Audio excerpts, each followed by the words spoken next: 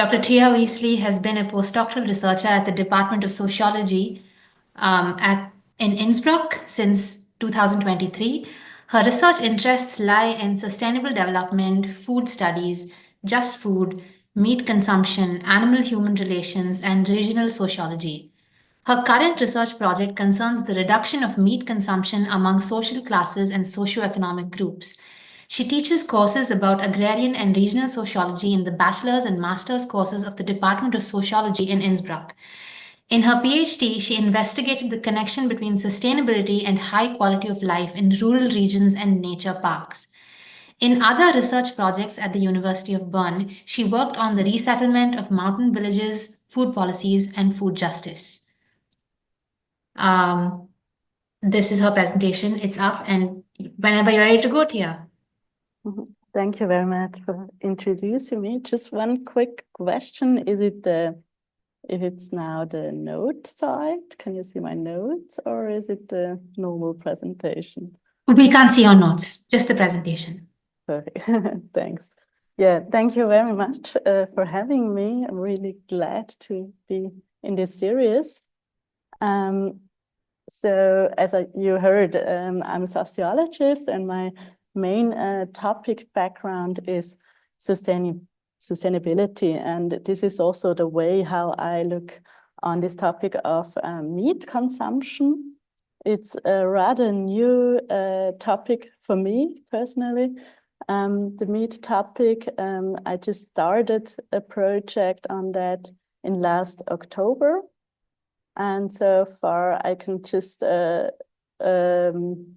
present today what I got so far, the results mainly on my literature review, and then I will also give some insights on my current work, which is developing a factorial vignette study. So first I want to give an introduction on a specific sociological view on this meat topic. I mean, of course, there are many problems about overconsumption of meat and the leading overproduction, actually, such as climate change, biodiversity loss, and so on. But this is not my personal focus. My focus is more on the inequality aspect of overconsumption of meat. And there are different levels of inequality, for example, a global level. So the global north still consumes much more meat than the global south. So for example, it's 2.5 times more than the global south. And most of the animal feed nowadays, which is used for stock, is soybean because it's very efficient, and the European countries mainly import this from the global south. So the cost of this production of soy is also happening in the global south, for example, the deforestation.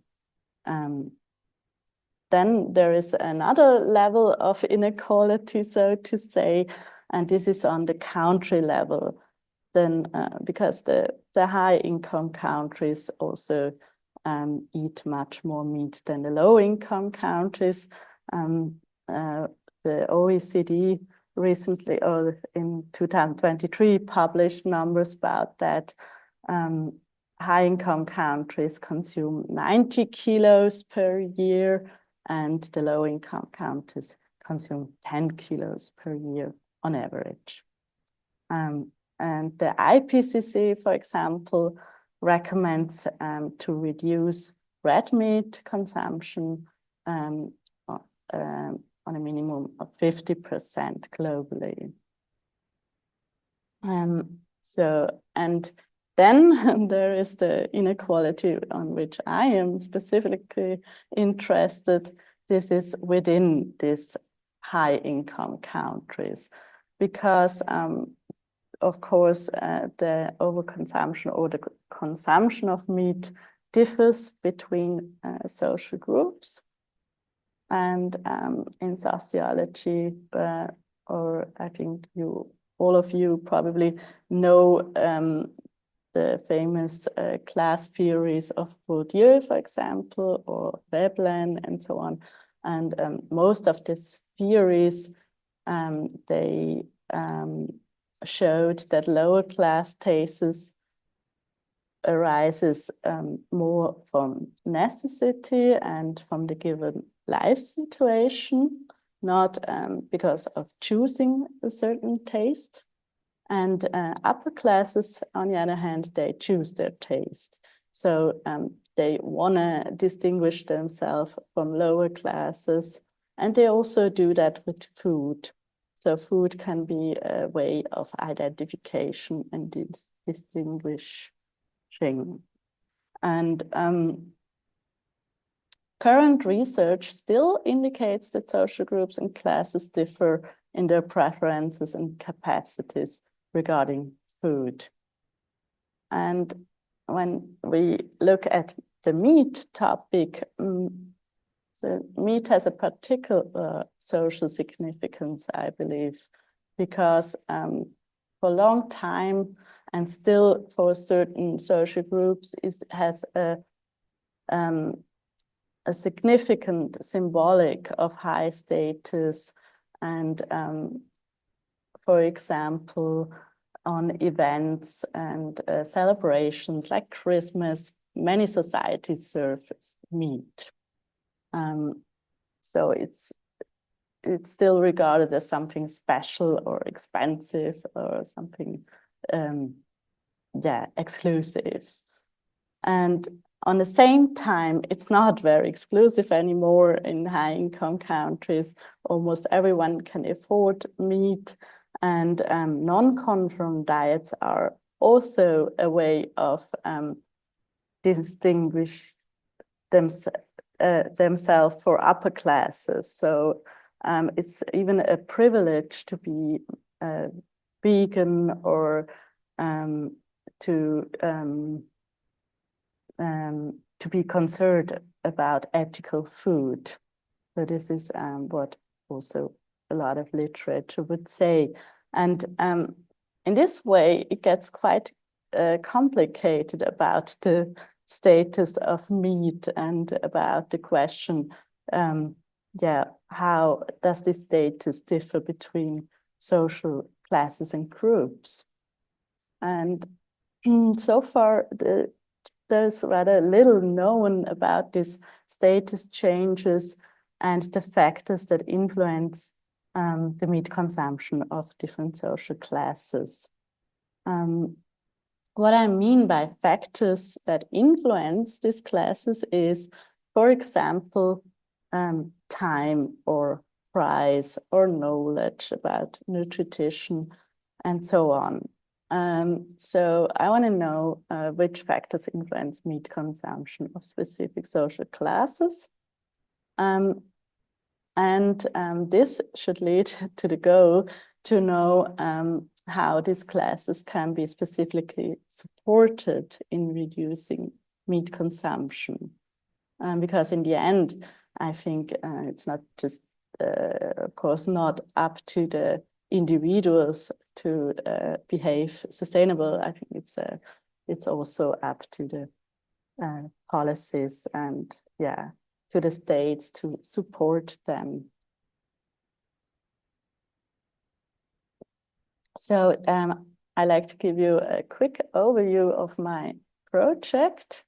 So as I said, so far I did this literature review, and I collected empirical research from the last 5 years that provides results from middle and high income countries and indicates these factors that I just mentioned. So how do different socioeconomic groups eat meat, and how much, and why. And currently, I'm also developing a factorial survey. It's an experimental study in Austria, the UK, and in Finland. And I target samples of 1,000 individuals in each country. And these individuals are over 18 years old, from different kind of age groups, different income groups, different education groups, and from rural and urban areas. And I will also measure, for example, social capital, cultural capital. So this kind of understanding of Bourdieu's class theory, and I will do with certain items. And then I will analyze it with multi-level analysis to measure the relation between these factors and the social class. And yeah, actually I measure intended meat consumption. So it's not it's the reported meat consumption, of course, and not the actual behavior, but these vignette descriptions, they describe life situations or everyday life situations, and this is a good way to measure this self-reported behavior.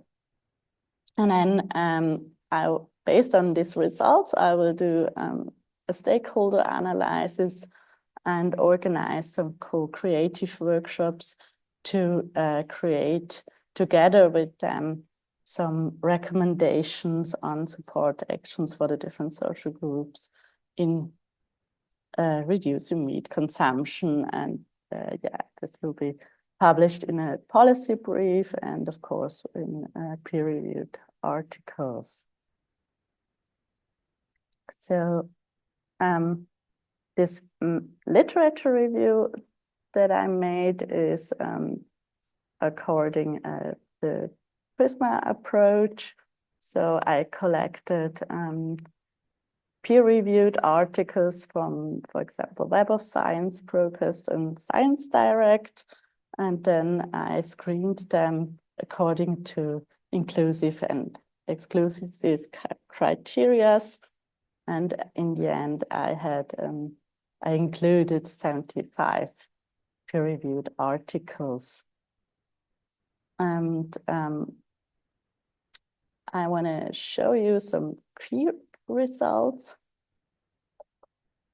from this review.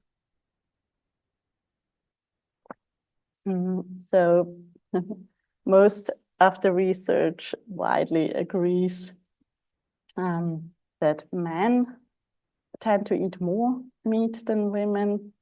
I think, as we will later hear, I think there is a lot of research about gender and meat consumption and the connection to masculinity.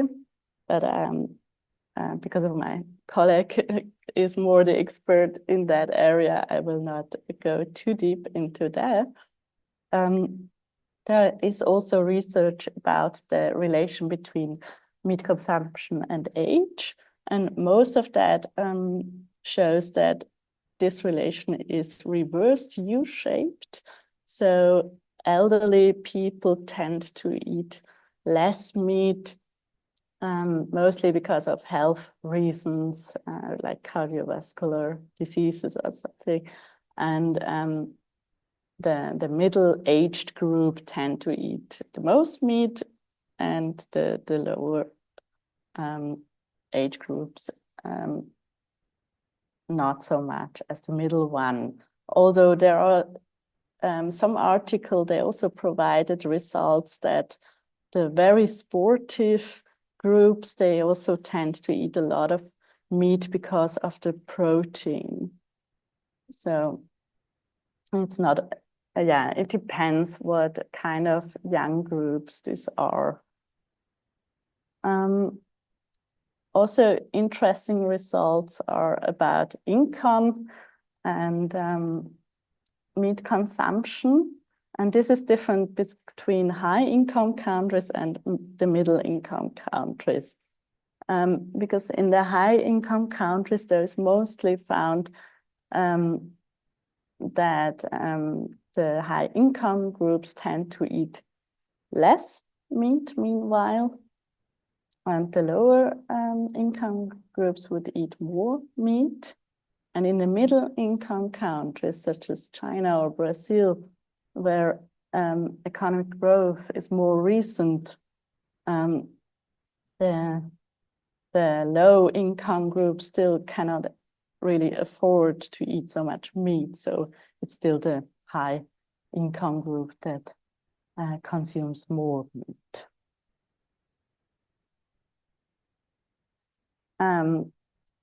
Most results also indicate a negative association between higher education and lower meat consumption.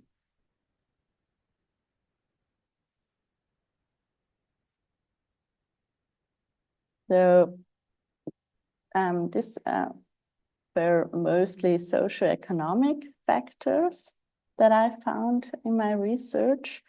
And there are very few studies that measure social class.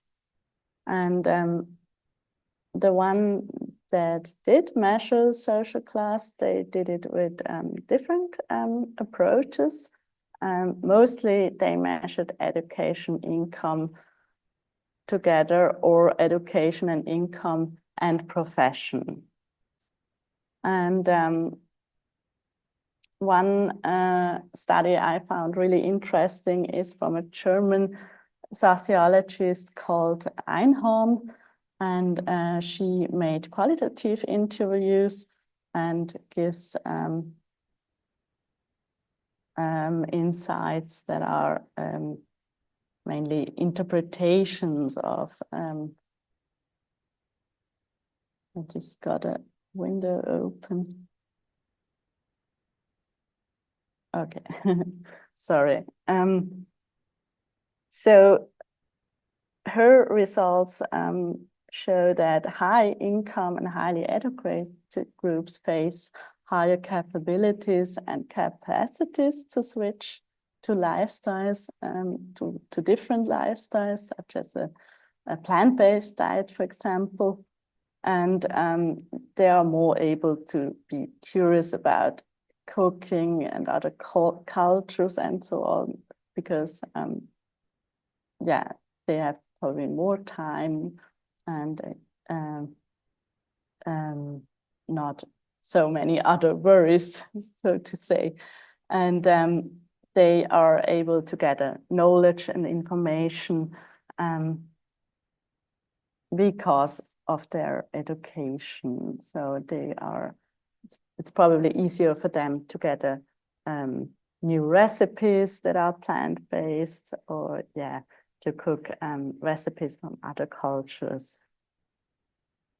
The lower income and lower educated groups, they face other worries than food often. They often get less time to cook or worry about new recipes. So, and yeah, what I wanted to say is all these these are also factors that influence actually meat consumption of these different classes. And based on that, I will do my survey.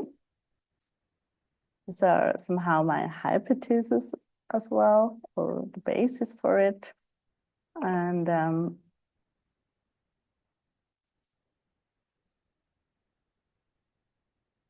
will get control of that.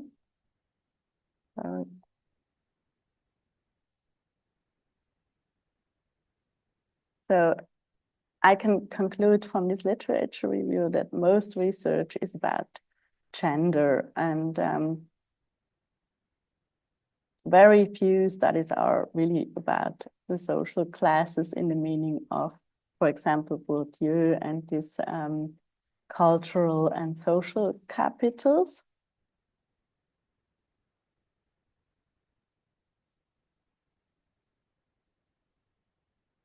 And I think this knowledge is really important to develop concrete measures and not just message for a whole society in general, to support them. And also very little is known about the effects of measures, because many of these articles that I included in my research, that they provide recommendations on measures based on their data, of course, which are very, very valuable, but they couldn't test it if they really work. And actually, I also won't be able to test them, but what I will do is this factorial survey that I mentioned. And this is an example of such a vignette. So it's a description of eating in a restaurant. It says, imagine you are eating with your friends in a restaurant that has been recommended to you. The vegetarian dishes are appealing, as are those with meat. The meat is from Austria. So this is the Austrian survey. It has no certification such as organic. Most of your friends order vegetarian dishes. And then you can see these words in bold. They will be randomized. So in another vignette, these are not friends, these are the family, for example, or the person is alone in a restaurant. And there is maybe also meat that is not from Austria or their own country, just from somewhere else. It's unknown where it comes from. It's not, it's maybe certificated organic, and the friends or the other peoples, they order meat. That would be another example. And then the respondents can choose how likely they are to eat meat in this, to eat a meat dish in this situation. So how likely are they? And I can show you another example. So there are three kind of situations. Another situation is eating lunch with colleagues. And in that situation, the place changes. So one time it's in a restaurant, another time it's takeaway, and another time it's Mensa, for example, or a canteen. One time there are colleagues with the person, another time the person is alone. And also these people behave different. And then, there comes again the same question, what the person would do in that situation. And then there is a third situation, which is at home. And here, the one time it says, imagine it's a typical weekday. Another time it says, imagine it's a Sunday. And in a third situation, it says, it's an event for a celebration. And then one time, the family is there, another time friends come over. Then there is also this time factor that I mentioned. So one time the person has a lot of time or enough time to cook, and another time there's only little time. And again, the same answer situation. This randomization, it should be able to find out which of these factors influences the person's eating behavior mostly. So is it time factor? Is it the social situation? Is it the restaurant? Is it the meat quality? And so on. Yeah, and I looked a little bit in my pre-test data. These are very small samples, so I kind of don't want to present these results because they are not very representative, I think. And but so far, it's really interesting to see that most people in these countries tend to love meat, actually. So they also indicated what is their favorite dish, and most of them indicated meat dishes. And they also indicated that they find it hard not to eat less meat because they think it's not healthy to eat less meat. It's not enough protein. Some of them even think they get overweighted. It's interesting. They also think vegetarian food or plant-based food has the same price like meat most often.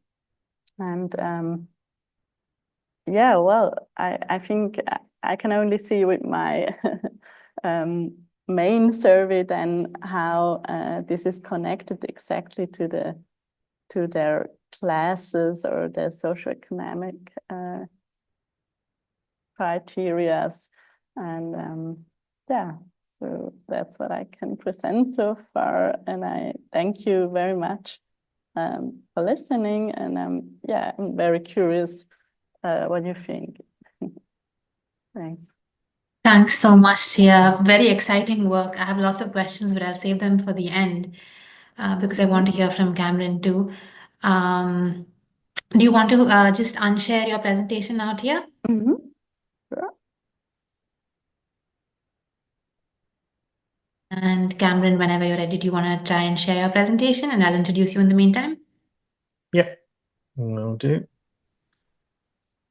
Okay, while he shares, our second presenter today is Cameron Dunnett. He's a PhD student at Edge Hill University and a member of the Center for Human Animal Studies. His work draws on vegan sociology, vegan masculinities, ecofeminism, and critical animal studies, among others. His thesis adopts an intersectional ecofeminist lens to explore the gender dynamics of vegan activist groups and the gendered performances of vegan activists, with a particular focus on constructions of masculinities. He has also recently achieved the status of fellow in the Higher Education Authority for teaching and learning support in higher education. Whenever you're ready. Thanks so much for being here with us.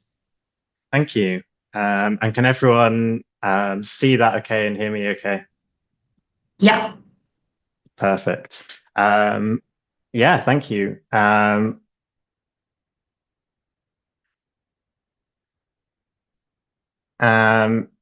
So yeah, my name is Cameron Dunnett. My research looks specifically at men and masculinities in the UK vegan activist movement, but also looks just a bit more broadly at kind of gender and sort of gender performance and gender relations within activist spaces. So what I'm going to kind of do today is give a very kind of brief and admittedly kind of, partial kind of feminist reading of some of the history of animal activism in the UK. Then I'll look a little bit about, what could maybe be described as a masculinization of the movement that occurred maybe around the sort of second half of the 20th century. And I'm going to draw on some of my own research, my own interviews that I've conducted to kind of flesh out kind of some of the gendered and kind of intersectional dynamics within activist spaces, kind of within the contemporary movement.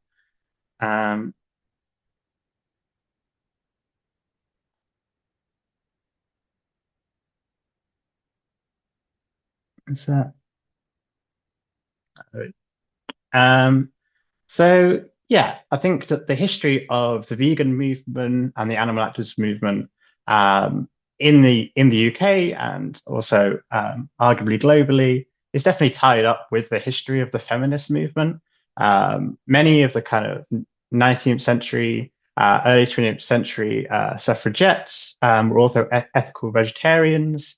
And as Lehman has put it, feminism and advocacy at that time were arguably seen as part of a wider social justice movement aiming to make the world kinder, more just, and more compassionate. So, yeah, a number of prominent suffragettes and key feminists in the UK feminist movement were also ethical vegetarians. This included Lady Constance Lytton, who went to prison and went on hunger strike within prison, partly as a protest against not being fed vegetarian meals. And a quote from her is saying, "All these years I had caused untold suffering that I might be fed, and determined that in future the unnatural death of an animal should not be necessary to make up my bill of fare." And not only were these feminists and these suffragettes vegetarians themselves, they were also making links between the animal advocacy and the vegetarian movement and the feminist cause. So for a speaker at the suffragette meeting in 1912, again in London, states, "The social evils which women are rebelling against and hope ultimately to remedy through the power of franchise would, in the community which is ideal to the true vegetarian, cease to exist." So not only is there's a sense of shared oppression between women and animals, but also the sense that kind of the liberation and these two movements are kind of intertwined and can kind of be co-beneficial to each other. And this was also a similar case with the anti-vivisection movement, again, of the earlier 20th century, where many of the most prominent leaders of this movement were women, and women involved in the feminist movement and the suffragette movement simultaneously. And yeah, one of the most famous kind of cases, instance of the sort of early 20th century anti-vivisection movement was the Brown Dog Affair. Some of you may be familiar with this. So essentially where Louise Lingdal Hagby and Liza Choudhury, they were two young Swedish upper-class women who had been involved in anti-vivisection across Europe, and they enrolled in the London School of Medicine for Women with the specific purposing of witnessing the vivisection practices that were happening at large medical schools in London at the time, for example, University College London. And this involved one particular incident where a small brown dog was taken into, they provide quite a graphic description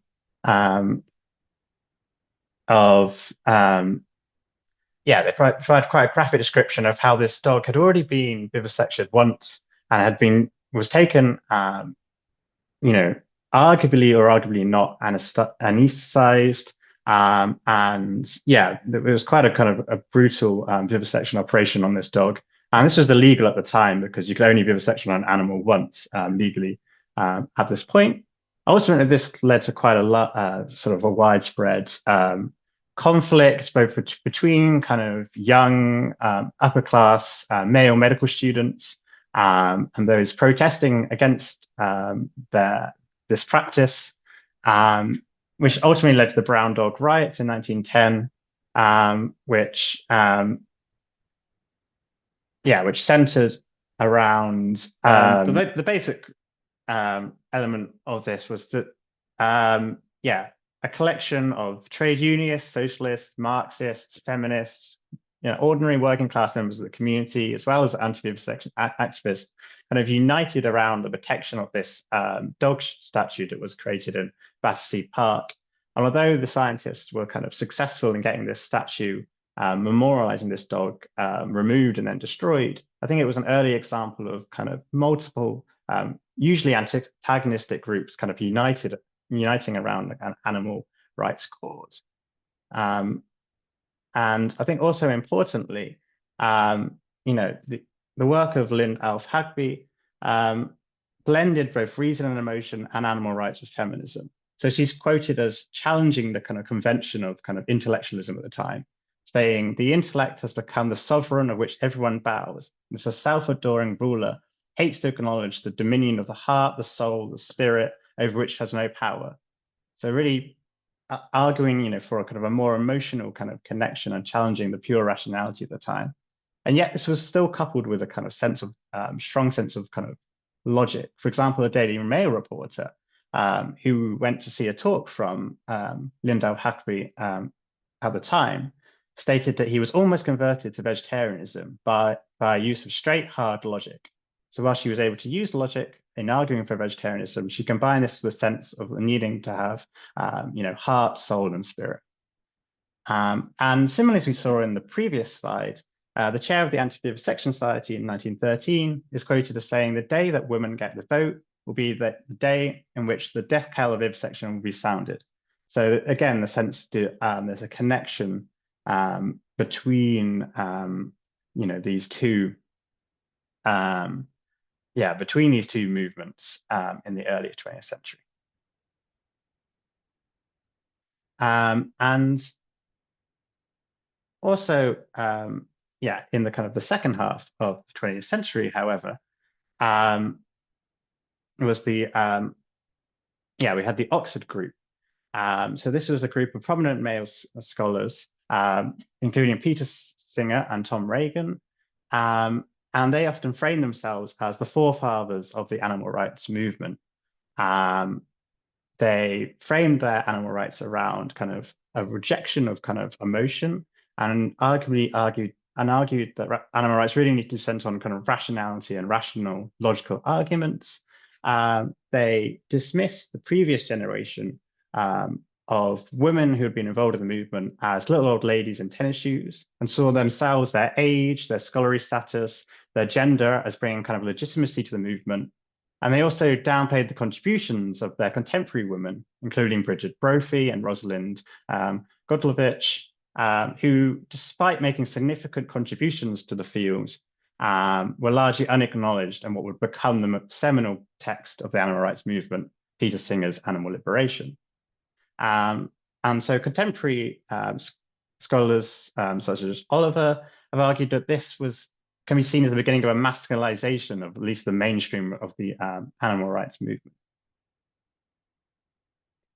Now, in counter to this, an ecofeminist argument for animal rights argues that it needs to focus on a rejection of value dualisms, including male and female, human, animal, and they argue that these create hierarchies of value that reinforce interlinked oppressions.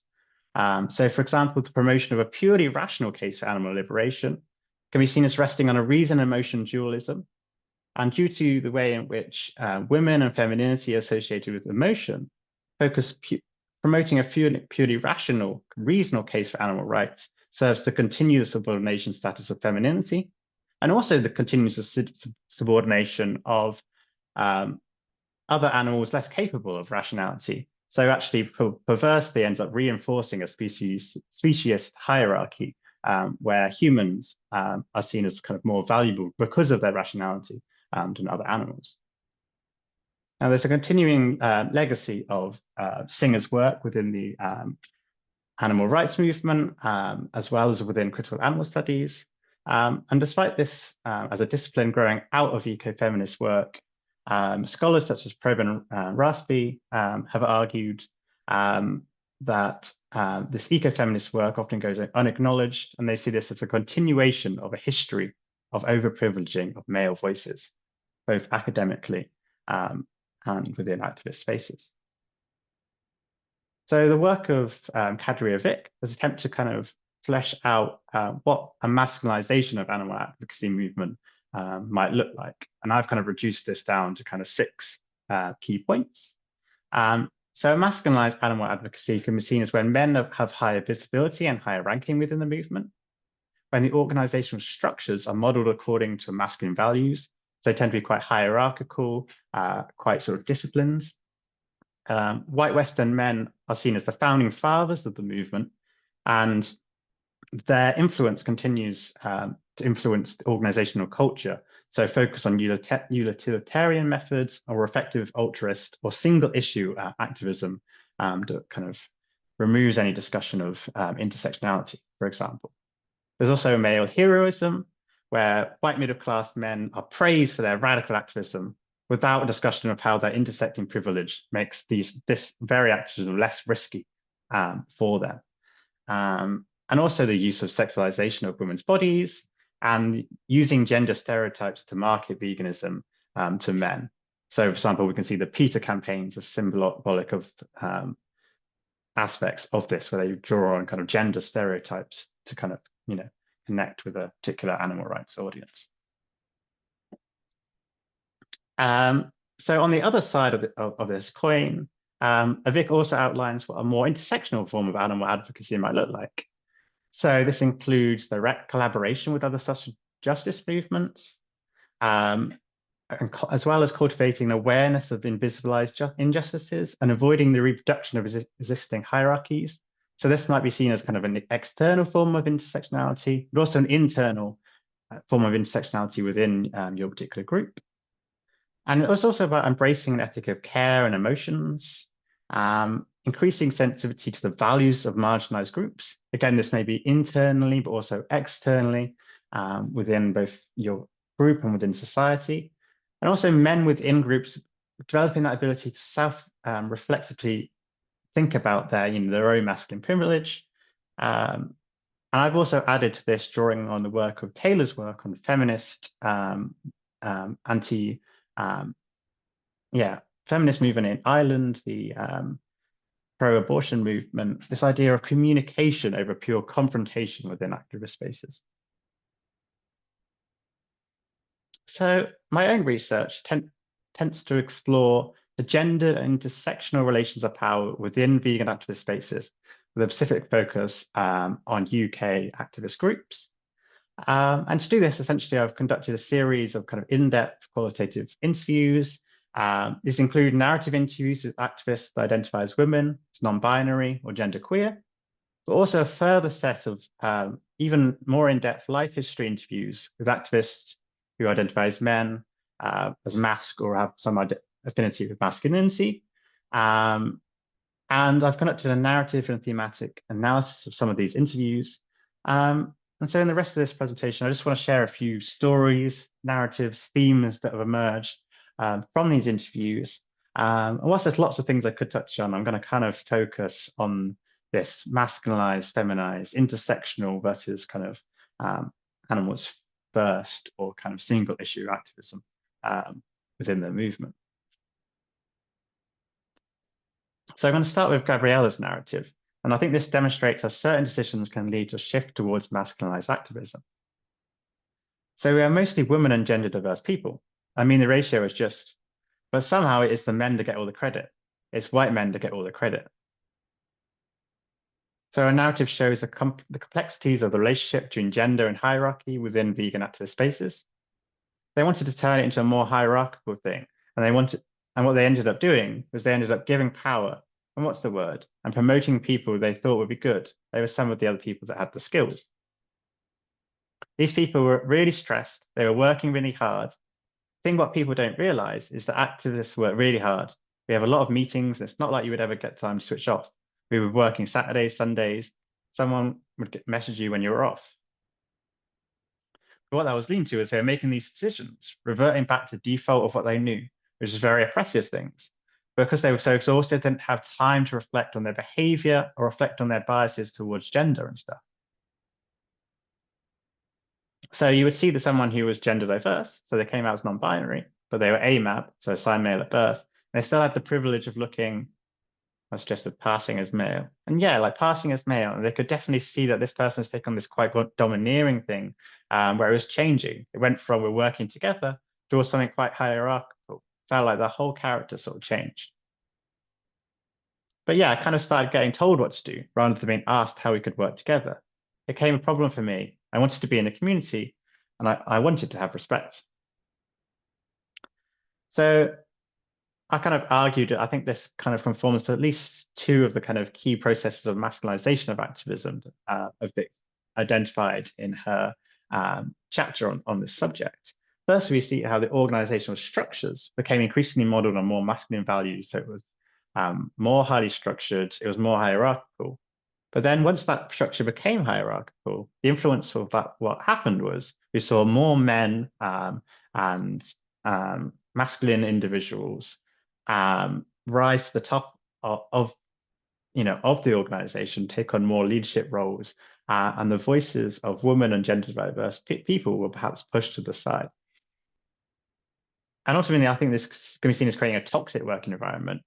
And what we also saw from this narrative as it continued was this led to women, especially women of color and older women, leaving the organization, or in some cases, even the movement, because of this masculinized environment.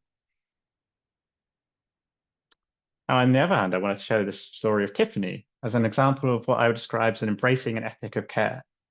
So she reflects on why she left a previous street outreach organization she was involved in. She felt it was very samey, it was doing the same outreach, it was quite aggressive outreach. And essentially, if you don't take a leaflet, we've got a problem with you. It was very reactive and aggressive. So when she set up her own group, she tried to take a different approach. So she tried to be much more proactive. So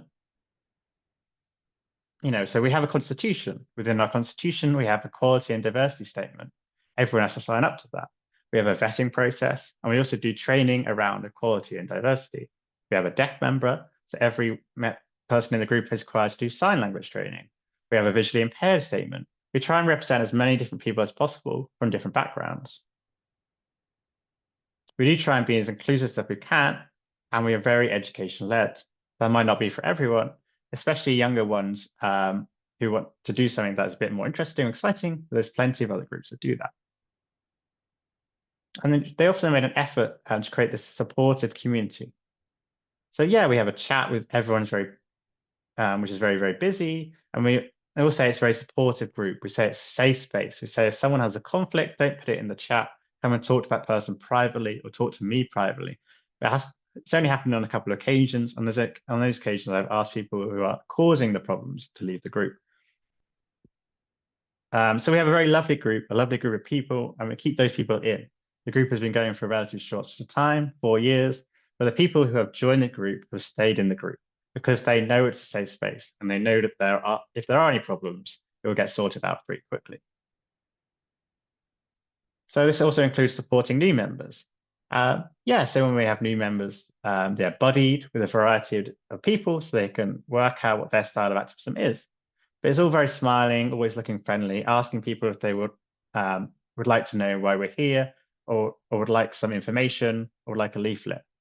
So we have a variety of approaches and a variety of experiences, but everyone does it within our constitution, with their own unique take on it.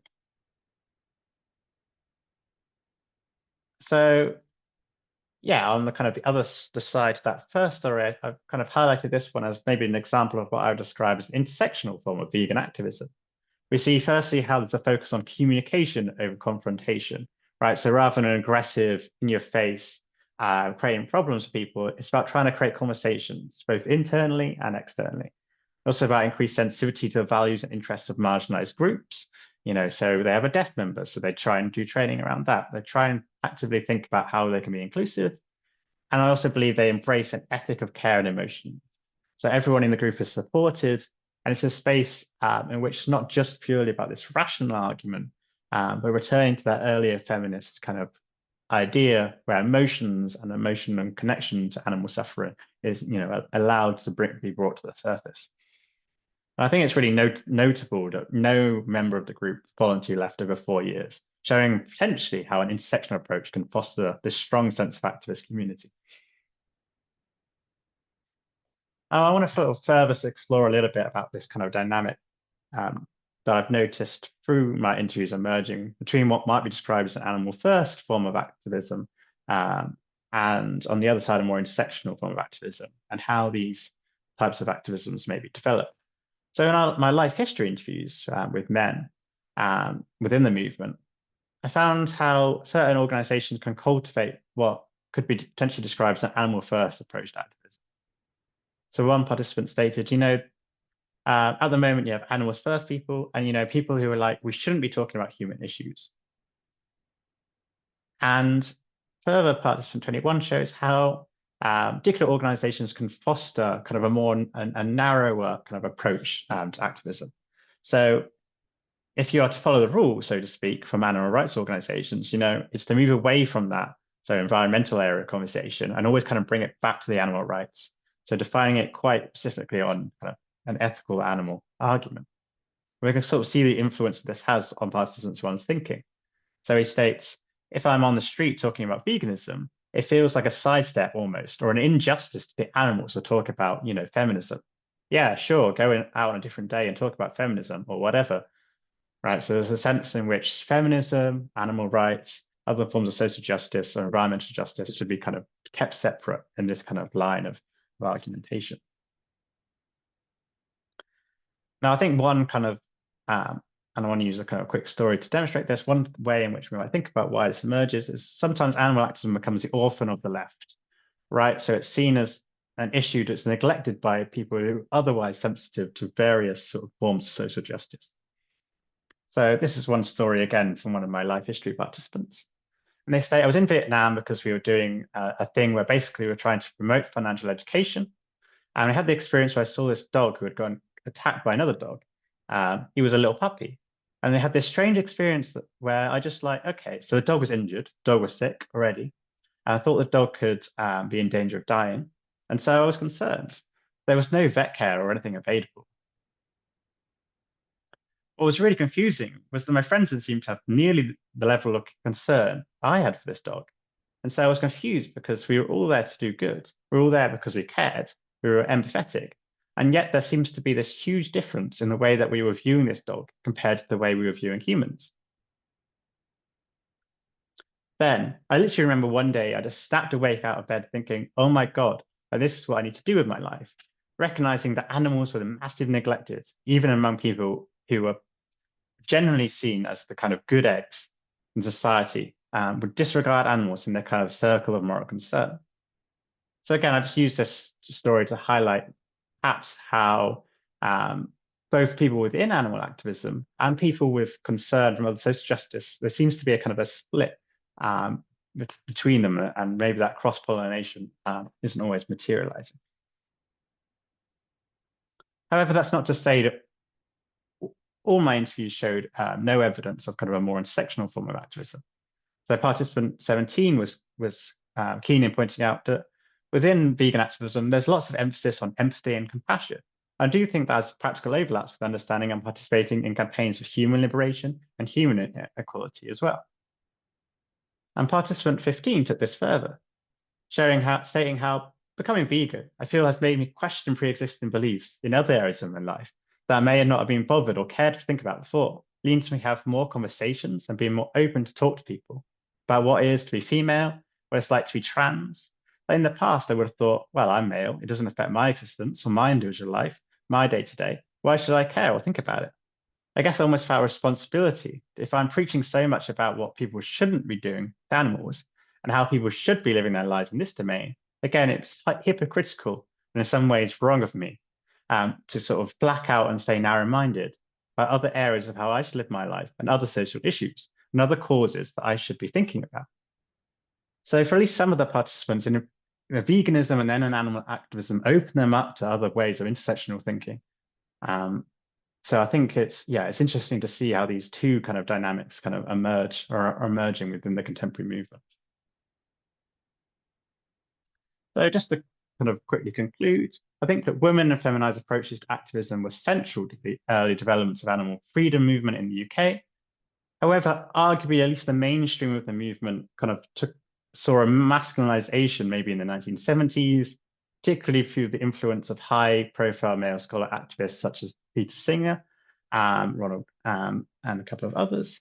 And we can see how a legacy of masculinization has infiltrated certain groups, and I would argue negatively impacts their organizational culture and activist retention, diversity, whilst others are also challenging perhaps masculinization of the movement and creating more feminist and intersectional approaches to activism. And again, from my life history interviews, it seems to be emerging that there is this divide, this split that is emerging within the movement between what might be described as an animal first or single issue approach to activism versus a more intersectional discourse that's seeming to be creating a more polarizing kind of impact within the movement, potentially causing splits or separations.